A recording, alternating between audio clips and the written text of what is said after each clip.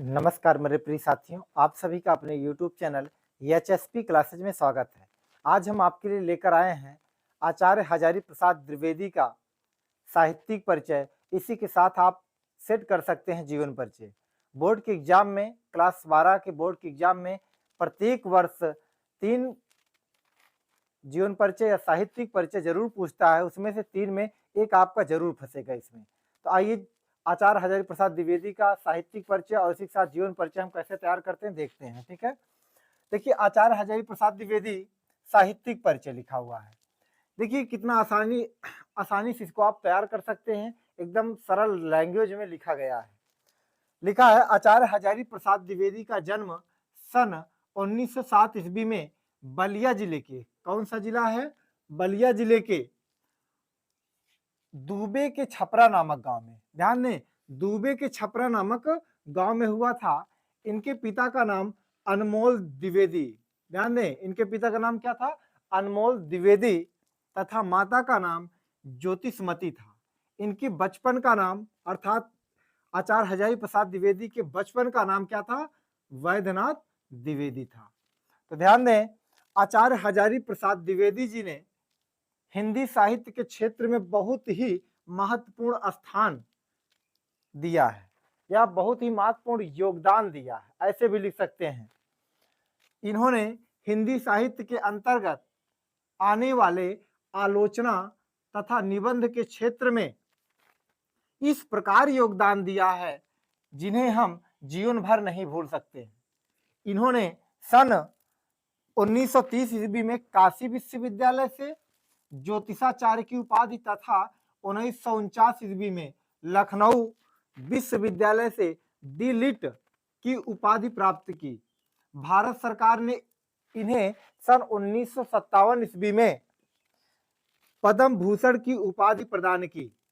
हजारी प्रसाद द्विवेदी, यहाँ पर देखिए हजारी प्रसाद पूरा नहीं लिखा गया, आचार्य हजारी प्रसाद द्विवेदी पूरा नहीं लिखा गया है, उसके स्थान पर केवल लिखा गया है हजारी प्रसाद। कई विभागों के अध्यक्ष एवं प्रमुख भी रहे।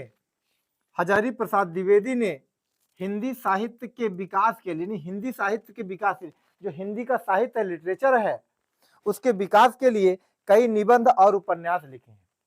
तो देखिए इनका निधन सन 1979 ईस्वी में हो गया। आप इनका निधन कब हुआ था, कब जन्म हुआ था, इनके माता पिता का नाम क्या था, उसके बाद इनके बचपन का नाम क्या था। तो ध्यान दें, ये आपका साहित्यिक परिचय है।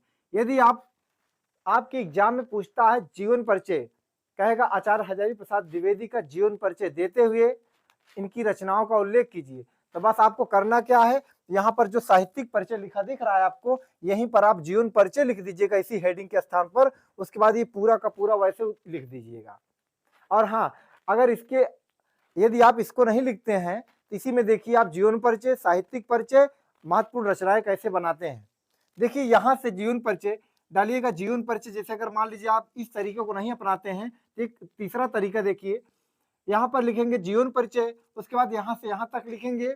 उसके बाद देखें यहाँ पर एक उपाधि इन्होंने सन, यहाँ से यहाँ तक, इसमें से 1-2 लाइन लिख दीजिएगा इसमें जीवन परिचय। उसके बाद लास्ट में क्या लिख दीजिएगा, निधन लिख दीजिएगा।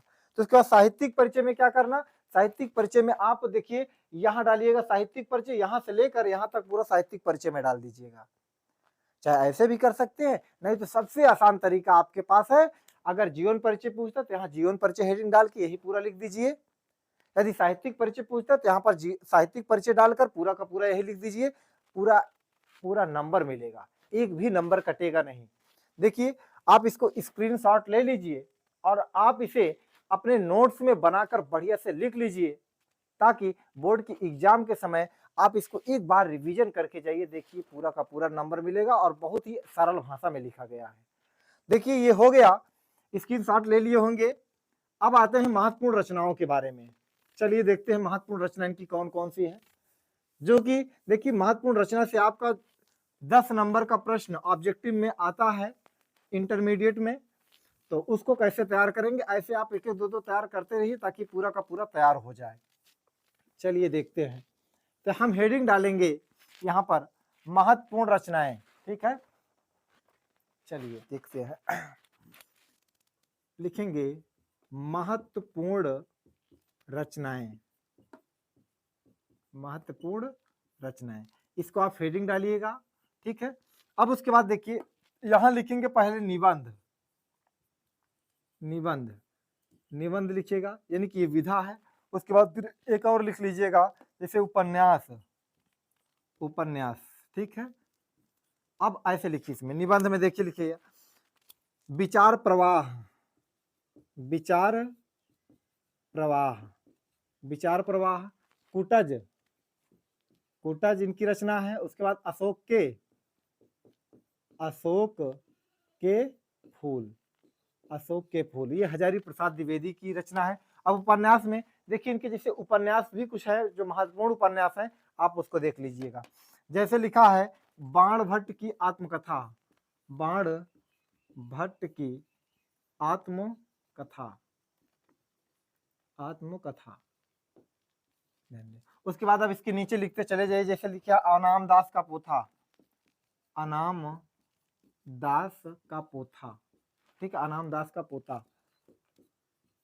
उसके बाद फिर और जैसे लिख लिए पूर्णवा, ठीक है, पूर्णवा लिख लीजिए। उसके बाद एक और लिख लीजिए चारु चंद्र लेख, चारुचंद्र लेख। बस आप इतना तैयार करिएगा। अब देखिए इससे ऑब्जेक्टिव कैसे बनेगा, ऑब्जेक्टिव बनेगा, कहेगा बाण भट्ट की आत्मकथा के रचनाकार का नाम बताइए। तो आपको पता होना चाहिए बाण भट्ट की आत्मकथा किसने लिखा है, आचार्य हजारी प्रसाद द्विवेदी की रचना है। अनाम दास का पोता, ठीक है, अनाम दास का पोता किसका है, ये भी हजारी प्रसाद द्विवेदी का है। पूर्णवा जो भी यही भी चारुचंद्र लेख, ये भी उन्हीं की रचना है। लेकिन ये है क्या, विधा क्या है इनकी, उपन्यास है।